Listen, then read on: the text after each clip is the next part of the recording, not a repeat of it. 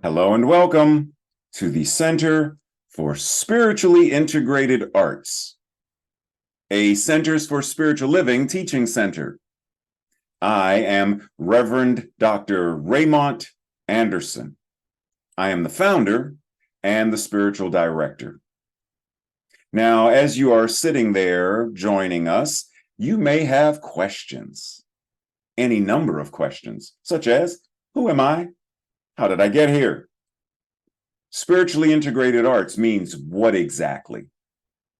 What is a teaching center? Well, what is Centers for Spiritual Living? What is that? What does that even mean? Or New Thought, or religious science, or science of mind and spirit? You may have any number of questions about this specific community, about the parent organization, CSL, our philosophy, our teaching, our liberation theology. Any number of questions.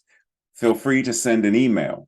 We look forward to connecting more and building our virtual community, our global community. And if you haven't connected yet on social media, feel free to do so. This is your invitation now. Also, did you know that all of our Sunday messages are archived on our YouTube channel? You can watch it anytime. Now, questions about anything, such as becoming a member. What does that mean? What does membership entail? And if you live somewhere far and already belong to a spiritual community, can you be a member of more than one? The simple answer is yes, you can.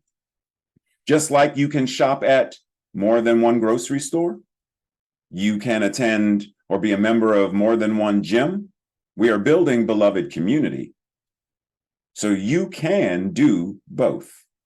You can be a member of both. You can be involved with both.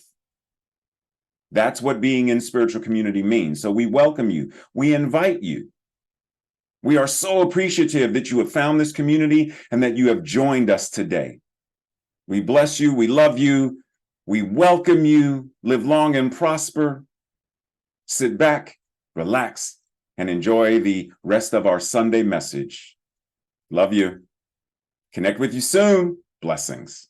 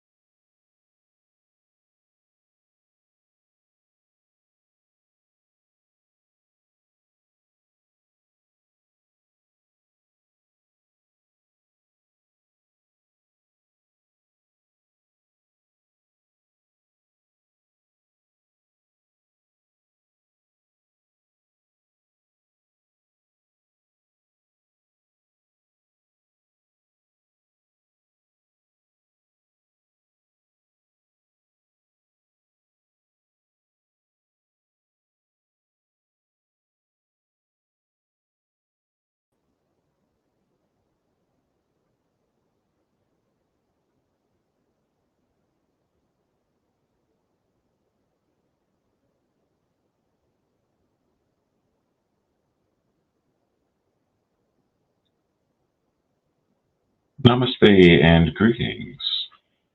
So we're finishing out the month of January. It's already been a month, huh? How in the world does that happen? Wasn't it just Christmas and Hanukkah and Kwanzaa? Wasn't it just October and Halloween? Okay, anyhow, the end of the month.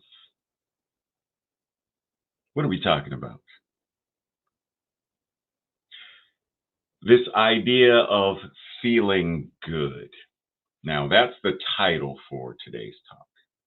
But as I was marinating over this, I thought about good old Emma Curtis Hopkins, who frequently declared, "My good is my God," and vice versa. Which made me think, well, when we're feeling good, are we also feeling God? So, the Centers for Spiritual Living, the vision statement for the organization is creating a world that works for everyone, or a world that works for all, because it's also including nature and animals and everything. A world that truly does work for all. So, once again, this year we are being invited to put this vision into active practice by intentionally, consciously, and creatively participating in the energy of a grand rising, releasing that old stuff that doesn't work anymore. So let us ask ourselves, what does a world that works for all actually look like?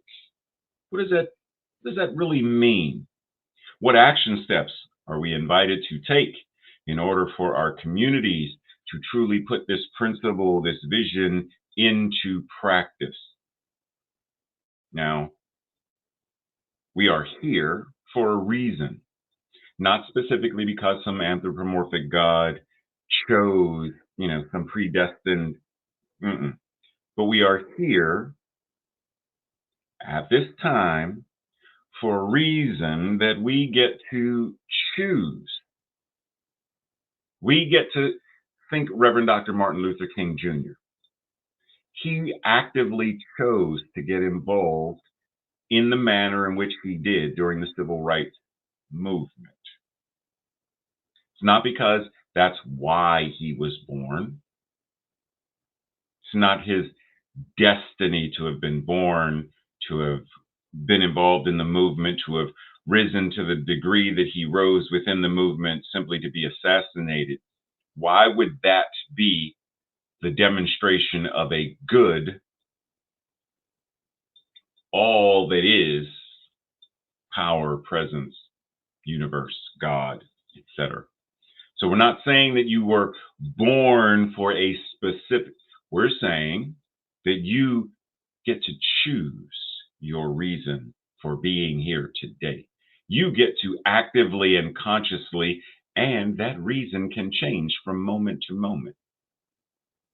I mean, think about, why do I have 10 degrees? Because my interest, my call, my vision in life evolved and changed as time went on. At one time, I thought, yes, I'm going to be a public school teacher, and that's all. And yet it wasn't. So we get to morph and change into, what are we here to do? How do we create a world that works for all? How do we feel good, feel God, while being involved in this transformational change? We are all involved in this grand rising. We are all creating massive ripples, even if the ripple is tiny. It is massive in terms of the energy of consciousness. So as the year progresses, we are being invited to step outside of that comfort zone, step deeper into the growth zone, the evolution zone, and lean into our healing. Lean into what it means to create and co-create a world that truly does work for all, and to feel good while doing so. So feeling good, because it's real easy to, sort of bypass that whole idea of, well, as long as I feel good, it's all good. And yet, no. So if I were to ask you just in general, what do these two words mean? Pleasure, bliss, and what do they have to do with this idea of creating a world that works for all, stepping outside of our comfort zone, stepping into the zone of discomfort in order to grow and evolve, if that's what we're choosing to do. And to what degree do we balance feeling good, meaning, can I feel good even while uncomfortable? Can I challenge the status quo of consciousness and feel good while feeling uncomfortable or feeling awkward or feeling whatever that is in the whole process? Can I grieve and feel happy? Can I feel depressed while also feeling joy?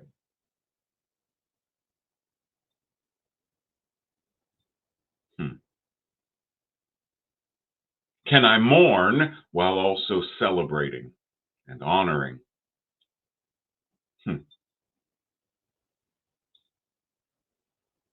Because oftentimes we become so bogged down by the either or that we deny ourselves the opportunity to truly be a beneficial presence in the world. We deny ourselves the ability to feel good, thereby feeling God.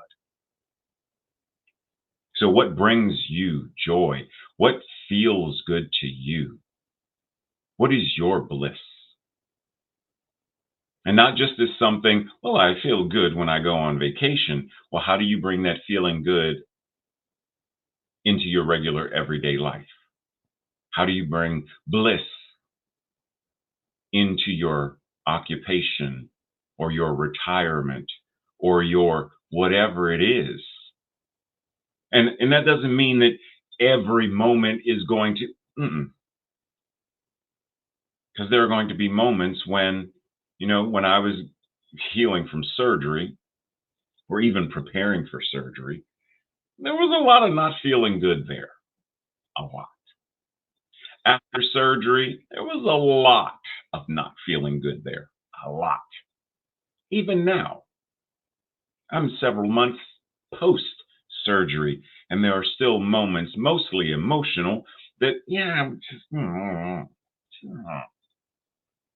not liking what I'm feeling. And that doesn't mean that I'm doing something wrong because in the moment I'm not fit. What it means is that I'm acknowledging that I'm a feeling individual, a feeling being, and I am willing to feel what I feel without forcing or suppressing or being addicted to busyness so I don't have to feel. It means I'm willing to go through the process. And within the process, there can be pleasure. Within the process, there can be glimpses of bliss and moments of joy and whatever praise and exultation within there. But I don't have to force it and somehow think that by shoveling snow, I'm supposed to feel bliss as I'm doing this, or on the elliptical at the gym, I should be in bliss. Yeah, not so much. Doesn't have to be that. But it's figuring out where is the balance between,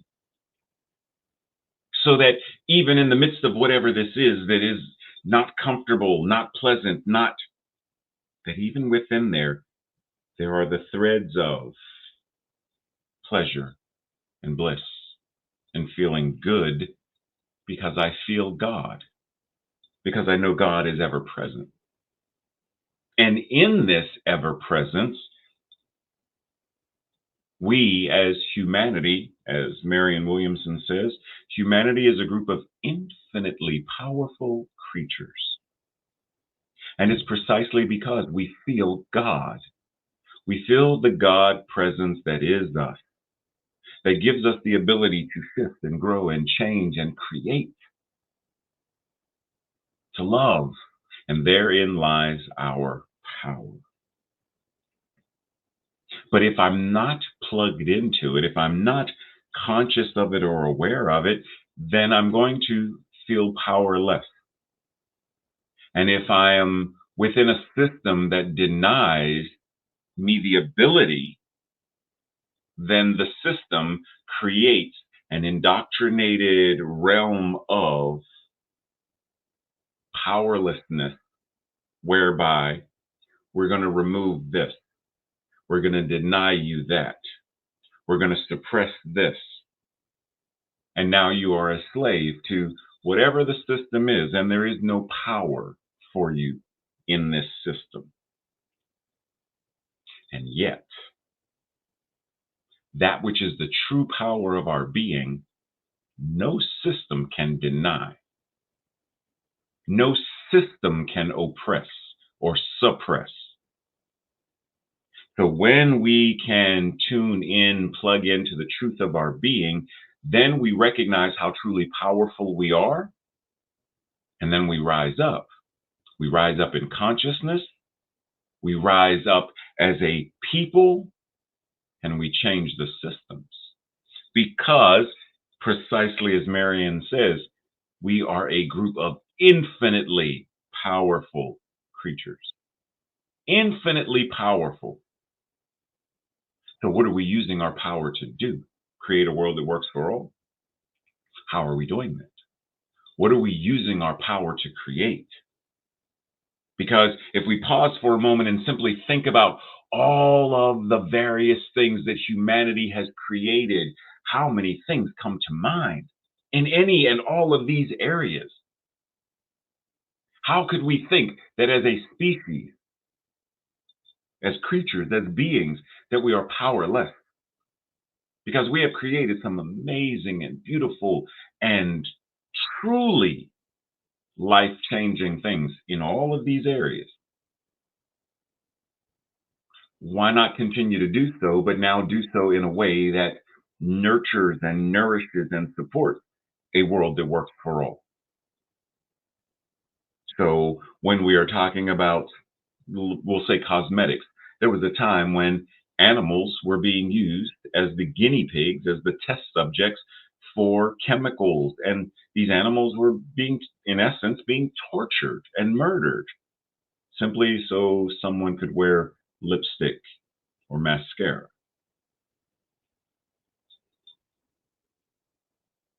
We create a world that works for all, including animals, so animal testing is no longer necessary in any way, shape, or form. Is it possible to elevate science and biology to such a degree that animal testing of any kind can become obsolete? Is that possible? Now, one may immediately say, well, no, that's not possible. We have to have animals to test medicine on. And what if we're thinking too small? What if, like Stephen Strange, Doctor Strange told Mordo, you lack imagination? What if that's the thing that we're invited into, a new realm of creative possibilities that says, well, what if? What if we could create a system of science and medicine technology where no animal testing is necessary ever? What if? How do we truly step into a new paradigm of co-creation, creation, evolution? Ralph Waldo Emerson says, every revolution was first a thought in one person's mind. And when the same thought occurs in another person, it is the key to that era. What is the thought that we have within CSL or within New Thought? A world that works for all? Is that same thought occurring in the minds of others? If it is, then is it the key to this era? Is it the key that is unlocking the shackles so that we can truly live and experience that world? And what does it mean to do so? So it's easy to think of revolution, French Revolution, the American Revolution. Like, it's easy to think of revolution and think of war and think of fighting and think of all that stuff. Yes, yes, yes. We rise up. Wake up, people. Wake up and fight. But in a world that works for all, we're not simply fighting. We have to have a revolution of love, where love is being used as the healing balm, the healing medicine, the key for that era. And so when we fight, what we are actually doing is freely inspiring goodness. I am free to inspire goodness. I am free to inspire healing and truth in how I live, move, and have my being.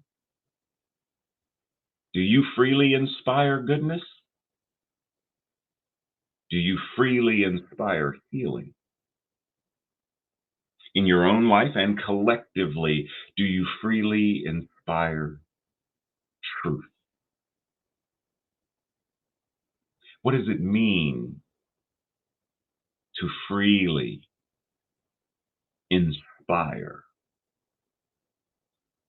goodness, health, wholeness, wellness, truth, the infinite power of love? How do we show up as that? As the very demonstration of that freely. Charles Fillmore, co-founder of Unity, says, ideas exist eternally in wisdom. They are made manifest through will, and that manifestation is called consciousness. It is through them that the universe is brought into manifestation. Wisdom, will, and consciousness. How does this connect with our mental equivalents? Wisdom, will, and consciousness. Now, in the grand scope of things, it's all consciousness. Will exists within consciousness. Wisdom exists within consciousness. Knowledge and intelligence exists within consciousness. So in the grand scope of things, how do we bring the universe into manifestation? Thought, word, emotion and feeling, and action. Whatever it is.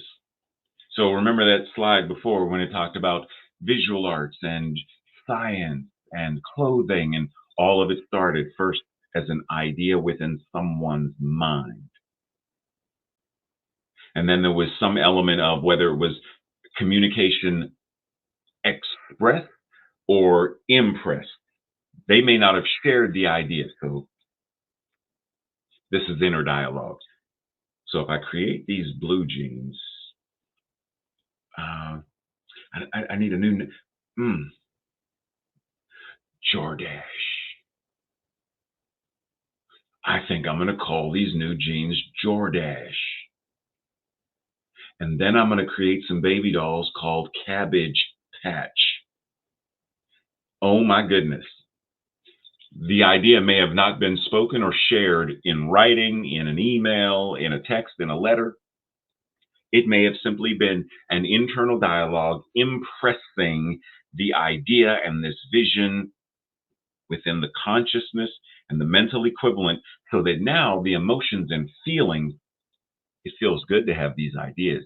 It feels good to create. I'm in my bliss when I am expressing this. And then action. I do something.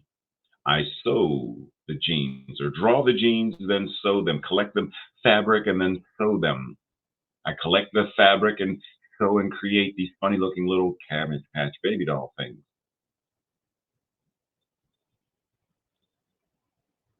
Just saying. So we want to bring the universe into manifestation. Thought, all of our beliefs and paradigms and all that stuff. Words, all of the ways in which we communicate externally or internally and internally. Emotions and feelings as the fuel, and then our actions. So, what ideas do you currently have? If I were to ask you, what are your ideas about effective politics? What are your ideas about universal health care? What kind of ideas, what kind of thoughts do you have regarding any of this? Because those ideas, whatever they may be, are thoughts. And what do we often say? Thoughts are things. Thoughts are units of energy. So when we're thinking, when we have ideas, what are we doing? In some way, shape, or form, we are creating. Now, normally, when you look at this image, what comes to your mind? What do you see when you look at this image? Do you think God reaching out to touch Adam? Because that's where it originally comes from. This image is Sistine Chapel, God reaching out to touch Adam.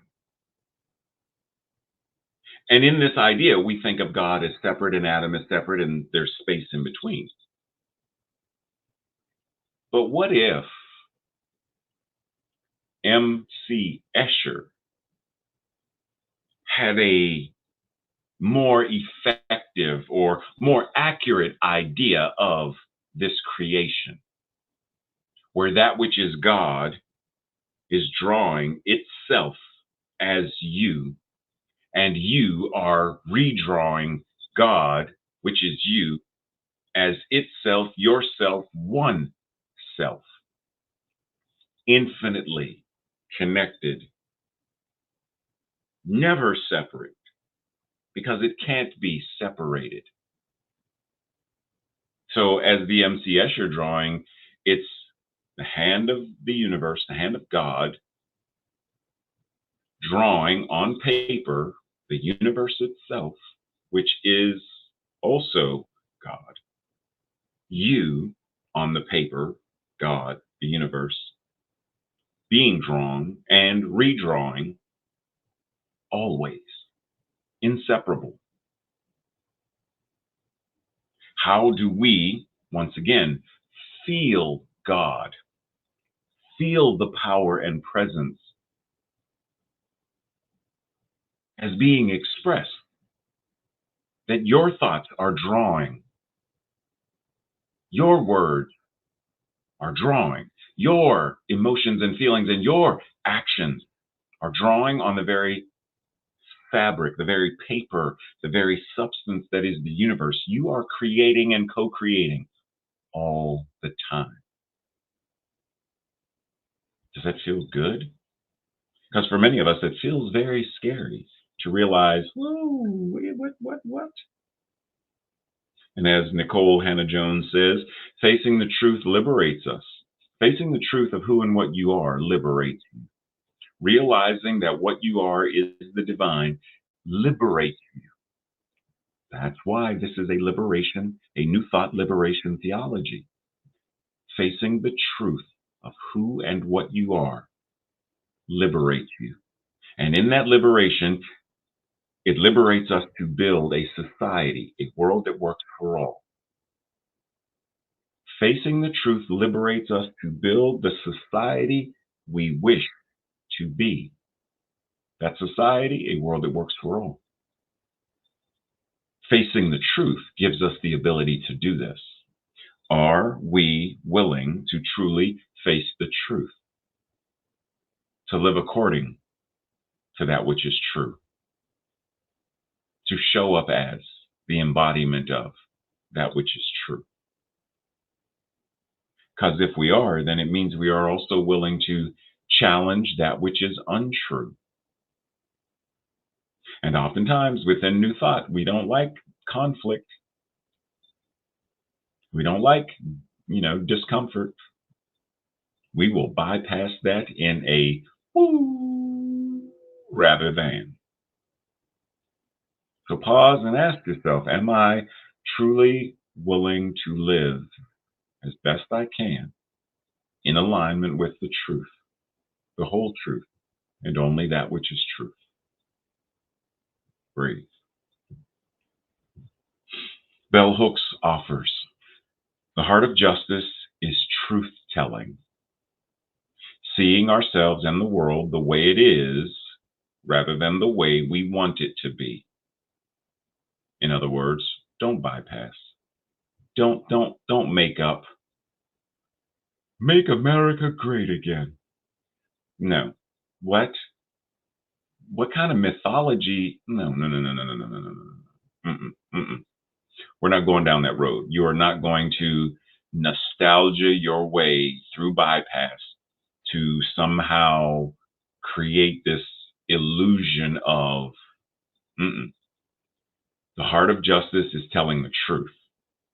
And telling the truth means seeing things the way they are. Because only by seeing things the way they are can we change them to become what we desire them to become.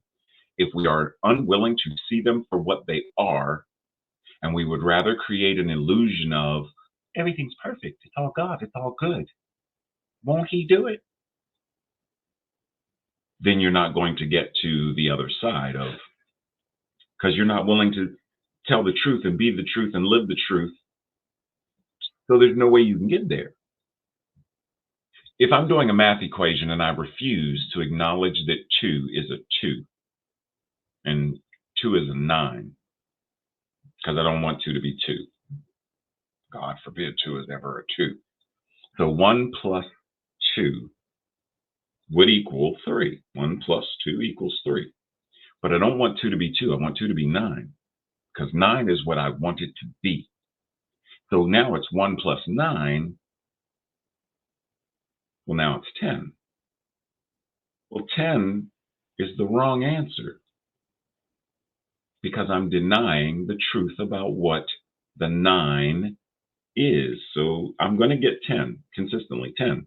1 plus 9 is 10. 10, 10, 10, 10, 10, 10 to 10, 10. Come on now. It's a 2. Call it for what it is. Is this not why the mythos of the exorcism, the practice of the exorcist and the exorcism, is to get the demon to say its name? Because once you have the name, you have the nature, and thereby you can control it. You have to call a thing a thing. Don't bypass, and racism does not exist. White supremacy does not exist. The world is, don't do that, because you're going to continually get 10. And 10 is not a world that works for all, because you're screwing up the equation by malpracticing the principle of math. The heart of justice is telling the truth and seeing ourselves and the world the way things are in order to change them into what we desire it to be as a world that works for all with true equity and justice, rather than denying and creating this facade based on what we want it to be, because we don't want to do the work, don't want to tell the truth. So I'm going to create a facade, and I'm going to live in the facade. Okay, I hear you. If I say this is a hamburger, cheeseburger, and I create the facade of it's a hamburger, it's a cheeseburger. You thought I was going to put it in my mouth, didn't you? How many of these can I eat and be nourished by them? Because I've convinced myself what I want it to be rather than what it truly is. How many of us do that with relationships? It's a relationship, it's what I want it to be versus what it actually is. Because I've been in some pretty toxic relationships, and I stayed in them for a while because of what I wanted them to be rather than what they were, and being willing to live, move, and have my beingness in the truth. Truth telling is the heart of justice. So when we encounter untruths, let us pause and ask, what's going on in the consciousness of this individual who is living or telling or sharing an untruth? What is it that an untruth benefits the person? Now, there are times when telling a quote unquote lie may truly save someone's life. I'm not talking about those. We're talking about when we lie to ourselves and thereby lie to others about, oh, everything's good, I'm fine. No, oh, yeah, no, no, no, no. Oh, yeah, no, no, everything's good. But you got fired from your job. You're one paycheck away from being unhoused. You broke your sobriety. You Why not just tell the truth and actually, right? So pause when you know that someone is not being honest with you without judgment. Simply be present or yourself when you realize that wasn't the truth.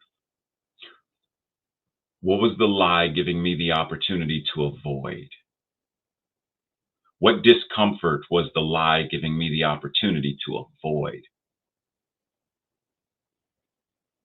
Breathe. Dr. Cedar Barstow says being accountable for our behavior and caring about our impact on others brings deeper and more authentic relationships. More authentic relationships. Peace of mind and peace of heart follow and flow naturally. It's all about relationship building. Relationship with ourselves is relationship with God. Relationship with one another, relationship with God. Relationship with technology and stuff, relationship with God. Relationship with nature, relationship with God. Hands drawing hands, it's all one. So, when we are accountable for our behavior within the relationship and we care about our influence and impact, how it affects others, relationship, we develop more authentic and heart centered relationships that are truly nurturing and caring and supportive. And in that, we find peace of mind, peace of heart, serenity, pleasure, bliss. But are we willing to do the work that this is inviting and calling us to?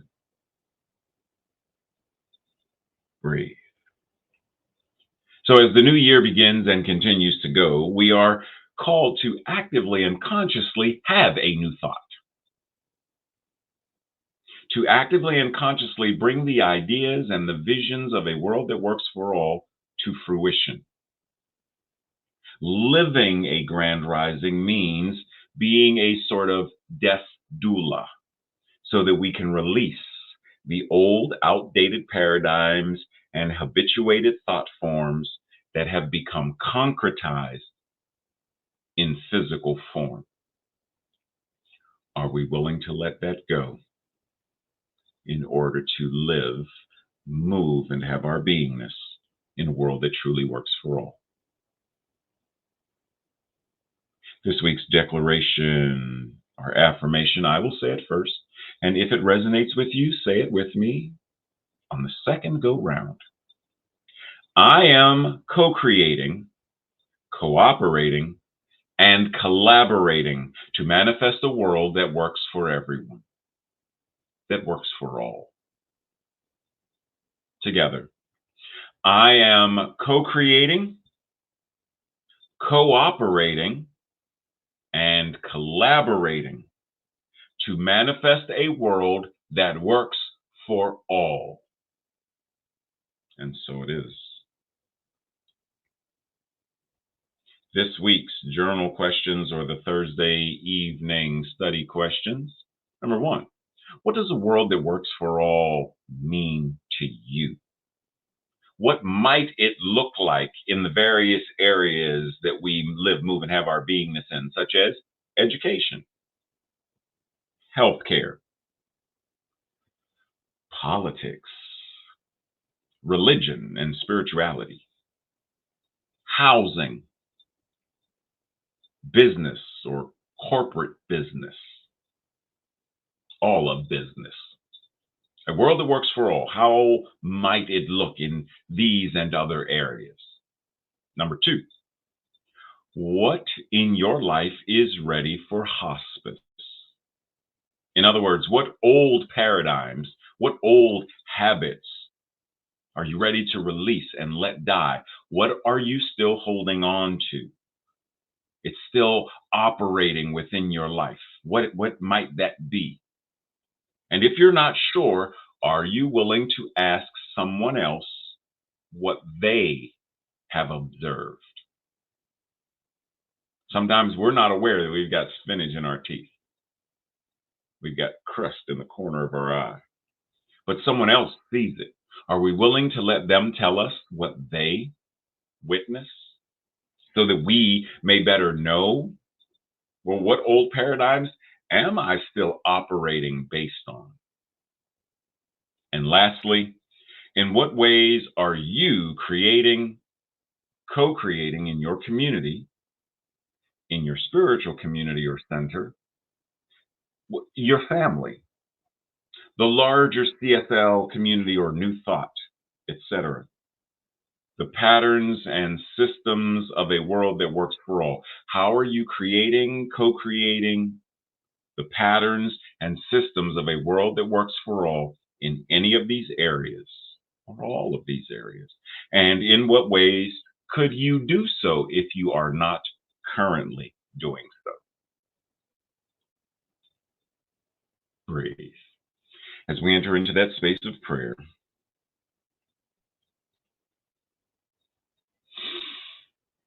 simply recognizing and acknowledging the isness and allness, the seamlessness of God, hands drawing hands, God living, moving, and having its beingness in, through, and as all that is, including each and every one of us. That which it is present always. It feels good to recognize that which it is, I feel it. That which it is, I see it. That which it is, I hear it, taste it, touch it. That which it is, I experience it in all of the ways that I am able to experience it. And this doesn't mean that someone who is unable to see or unable to hear or unable to mobility related things, it doesn't mean that somehow they are incapable of experiencing God to the degree that some. No, no, no, no, no, no, no. Each of us experiences it to the maximum that we are able to experience our own selves. So the degree that I am able to experience God as the incarnation of this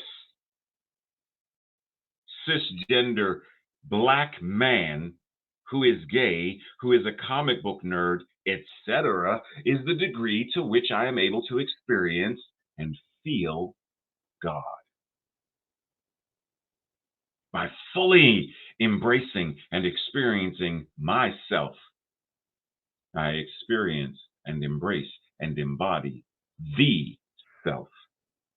And what I know to be true for me is true for all of us. It's true for everyone. Everyone here live now and everyone watching this later. It's true for all.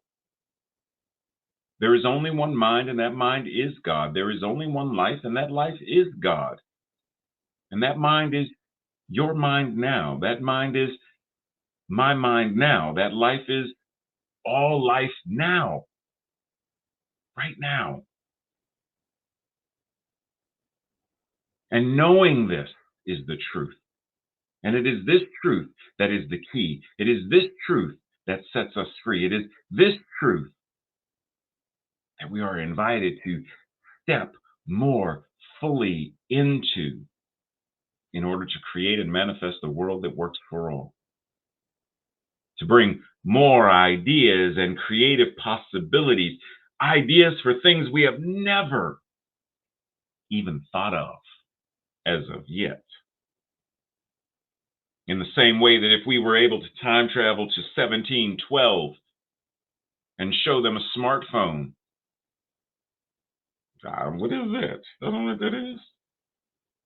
They had no idea at that time. And yet, at some point, someone had the idea. Someone acted on the idea. Someone manifested the idea. And now that idea is a global tool being used. Well, what if the revolution of love is the same thing? An idea that we act on, a tool that we use, something we manifest that now has become a global phenomenon and a global experience, a world that works for all. But it starts right here, being willing to have the idea, being willing to catch the vision, being willing to live the mission, being willing to align one's purpose and values with this truth. To be the very embodiment of it. And knowing that that's who and what we are. As I say this, I know that the law receives it fully, without hesitation.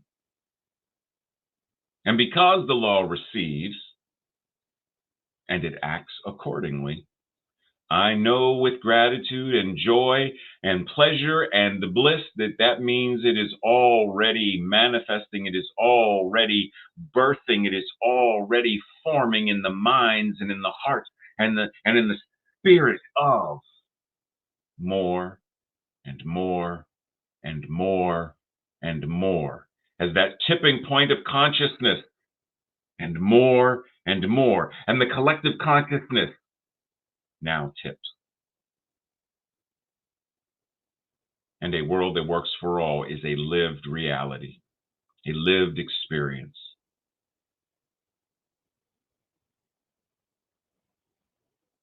Breathing, I surrender this because I know it is done. Breathing, I surrender this because I know it is true. Breathing, I surrender it because I know that it is done. And being done, I now go out and live as one who knows this, who is free in this, who feels good to know this, feels God to live this. It is answered prayer. And so it is. So it is. Much love, appreciation, and blessings. See you over in Zoom.